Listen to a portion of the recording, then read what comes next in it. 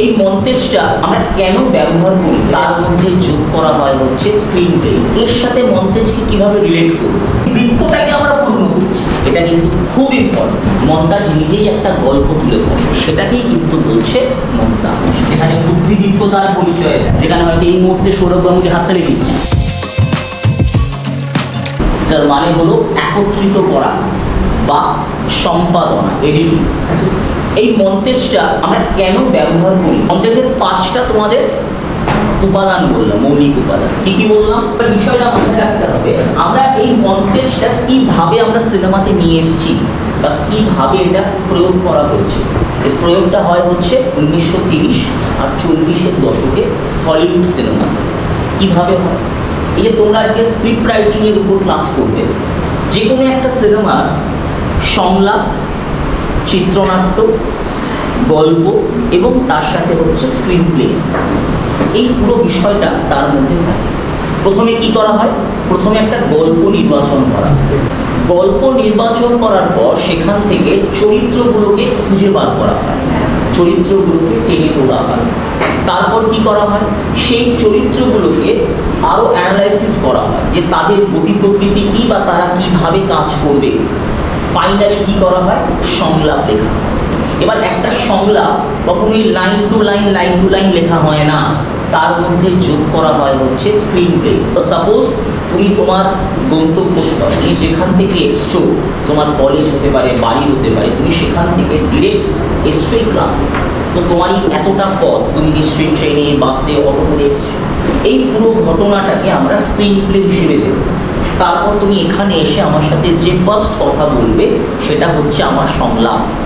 এবার আমরা এর সাথে মন্টেজকে কিভাবে রিলেট করব, সেটাকেই কিন্তু বলছে মন্টাজ। এটাকে আমরা কি করি? এটাকে আমরা কখনোই একটা ফ্রেমে নিই না, আমরা এটাকে বিভিন্ন রকম ফ্রেমের মধ্যে দিয়ে নিই এবং তারপর আমরা সেটাকে এডিটে গিয়ে পুট করি। মন্টাজ নিয়ে কিন্তু অনেক রকমভাবে প্রশ্ন আসবে।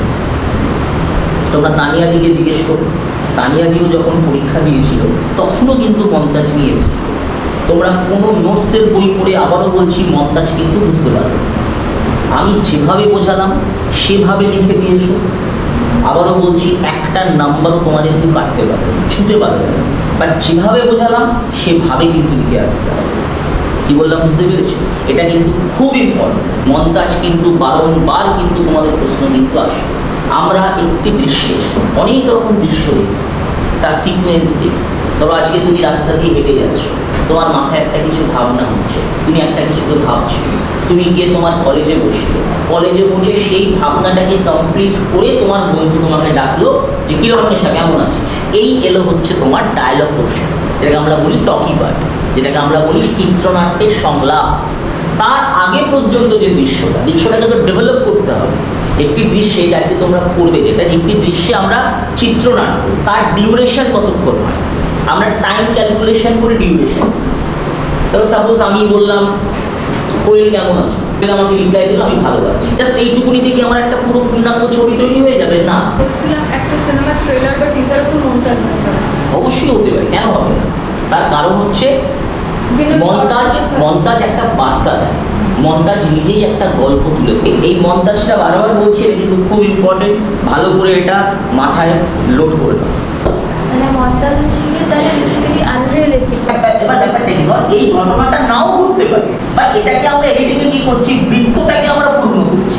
এটা তোমাকে বুঝতে হবে আমি কোথায় প্রয়োগ করব আর কোথায় প্রয়োগ করব না। কোনো সংজ্ঞায়িত কোনো নোটস নেই, এটা সংজ্ঞায়িত কোনো বোঝার কিছু নেই।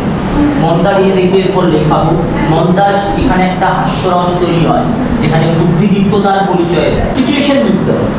আমার মনে হলো না এটা ঠিক ইম্প্যাক্ট করতে, আমার যদি মনে হয় যে না এই দৃশ্যটা ইম্প্যাক্ট করতে পারে, এখানে কাটটুকার ডায়লগের থেকে এখানে একটা দৃশ্যকে আমার মনে হয় দেখানো উচিত, তখন আমি এখানে দেখাবো, তখন কিন্তু ওটা হবে। মানে মন্টাজ করা যাবে, মন্টাজ কোন সিচুয়েশনে করতে হবে, সবই মন্টাজ, সব মন্টাজ নয়। তখন তোমাকে কত নিরাপত্তা সব দেয়, তুমি কিভাবে বাসকে দাঁড় করাচ্ছ, কিভাবে পাস করছো, সেটা তোমার না দেখানো উচিত।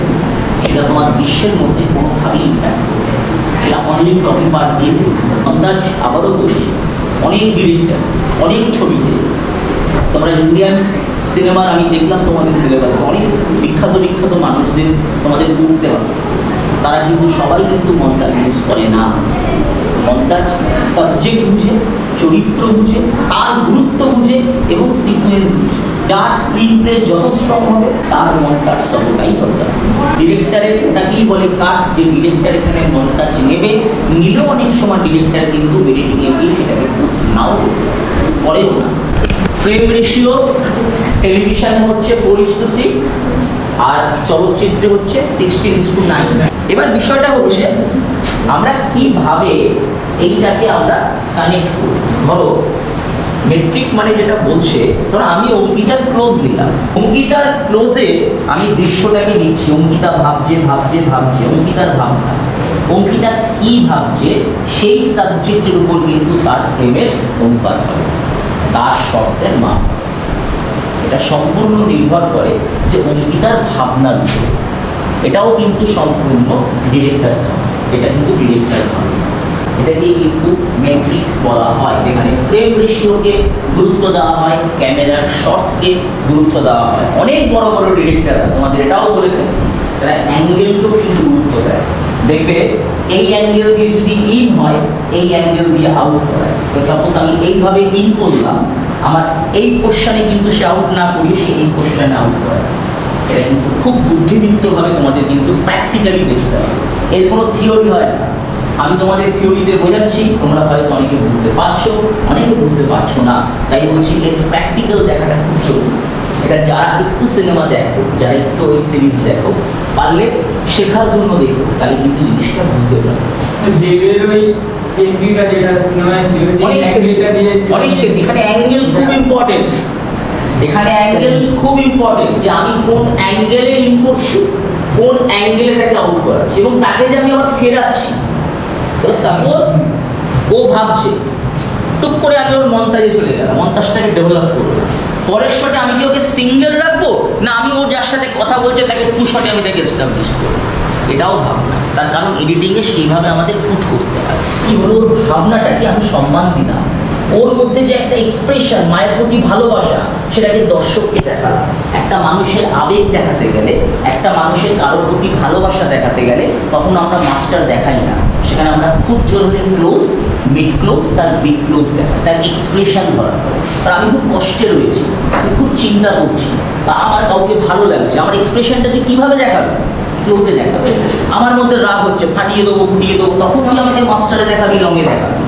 যে কোনো কিছু এক্সপ্রেশন, ভালো খারাপ রাগ দুঃখ, সেটা আমরা সবসময় এক্সপ্রেশন রিলেটেড আমরা চেষ্টা করি ক্লোজে দেখাতে।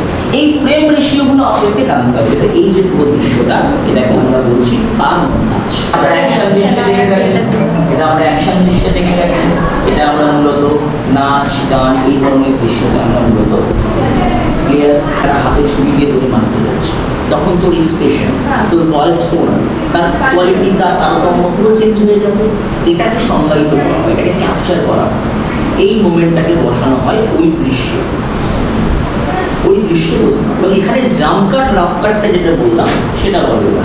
সাপোজ আমি কোনো একটা ডায়লগ দিতে দিতে হয়তো আমি এরকমভাবে যাচ্ছি, এরকমভাবে যাচ্ছি, এই আমার হাঁটা চলাটাকে এত ডিরেক্ট না দেখিয়ে আমি ওখান থেকে এই অবধি এলাম, কি করলো, কাট করে, কাট করে কি করলো, পরের শটে দেখালো আমি ওর এখানে দাঁড়িয়ে আছি, কেমন আছি। এই যে মাঝখানের গ্যাপটা, এটাকে বলে জাম্প কাট। এই জাম্প কাটে আমরা কি করি, আমরা মন্তাজ হচ্ছে রাফ কাট, আমরা এত ফুটেজ, তার মধ্যে থেকে আমরা ফাইনালি গল্প অনুযায়ী একটা রাফ কাট পরপর দৃশ্য আমরা সাজাই। সিন 1 আমরা তো ওইভাবে নিই না, সিন 1 তারপর পর প্যারালাল শট, আমরা সিন 1 এর পর ওই সেম কন্টিনিউটিতে ওই ঘরে আমরা সিন দৃশ্যটাকে 4 নম্বরটাকে নিচ্ছি। আবার ওই বাড়িতে আমরা ওই একই সাথে একই টেম্পারেচার, একই কালার টোনে, একই লাইটে আমরা 12 নম্বর দৃশ্য নিচ্ছি। দুরকম এডিটিং আছে, একটা হচ্ছে অনলাইন, একটা হচ্ছে অফলাইন। অনলাইন কোনটা, দাদাগিরি দিদি নম্বর 1, এখানে হয়তো এই মুহূর্তে সৌরভ গাঙ্গুলি হাততালি দিচ্ছে, ট্যাপ করে ওটাকে ক্লিক করে দেওয়া হবে, দেখানো। এই মুহূর্তে দর্শকের হাততালি দেওয়া হচ্ছে, ট্যাপ করে ওটাকে ক্লিক করে দেওয়া হবে, তার কারণ ওখানে 6-7টা ক্যামেরা দিতে হবে, প্রত্যেকের মুভমেন্টকে, এক্সপ্রেশনকে ধরে রাখা। লাইভ সিনেমাতে সেটা করা হয় না। সেখানে আমাকে প্রতিটা দৃশ্যকে আলাদা আলাদা করে টিক করা হয়। হাতটা এই অবধি যায়, দিস ইজ মোশন। ওকে, একটা মাস্টারে একটা মাস্টারে আমার হাত এই যাচ্ছে, ক্লোজে তো আমার হাতটা এই নিতে হবে, ক্লোজে আমি এইভাবে যাই, দিস ইজ মোশন। ওকে, মোশনকে আমি হয়তো হাতটাকে এইভাবে হয়তো আমি মাস্টার ইউজ করছি, ক্লোজে বলছে ডিরেক্টর এইটুকুনির মধ্যে আপনি মুভমেন্ট করবেন, হাতটা কিন্তু এরকম হয়ে যাও, মাস্টার আর ক্লোজ মিলবে এইভাবেই এইভাবে। ওকে, আমি মাস্টারে এই যাচ্ছি, মাস্টারে এই স্পিডে যাচ্ছি, ক্লোজেও আমি এই স্পিডে। ওকে, দিস ইজ মোশন। ক্লিয়ার?